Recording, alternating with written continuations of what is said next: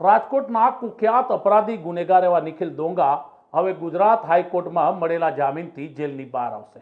આપને જણાવી દે કે નિખિલ ડોંગાએ ગુનાખોરીની દુનિયામાં 2003માં પગ મૂક્યો હતો। ત્યારબાદ તેઓ સતત ગુનાખોરીની દુનિયામાં આગળ વધતા ગયા।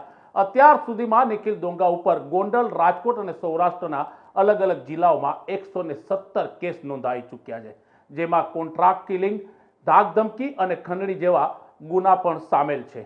2022માં ગોંડલ પોલીસ સ્ટેશનમાં એક ફરિયાદ નોંધાઈ હતી અને ત્યારબાદ નિખિલ ડોંગાની ધરપકડ કરવામાં આવી હતી।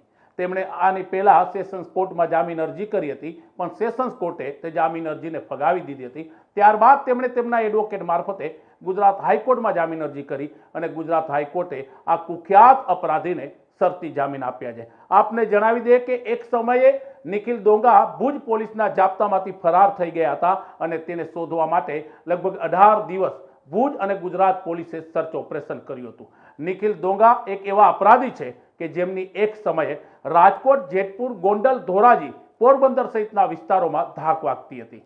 વેપારીઓ પાસેથી હપ્તા લેવા, મોટી ખંડણીઓ લેવી અને કોન્ટ્રાક્ટ કિલિંગ જેવા ગુનાઓ કરવા નિખિલ ડોંગા માટે સામ વાત છે।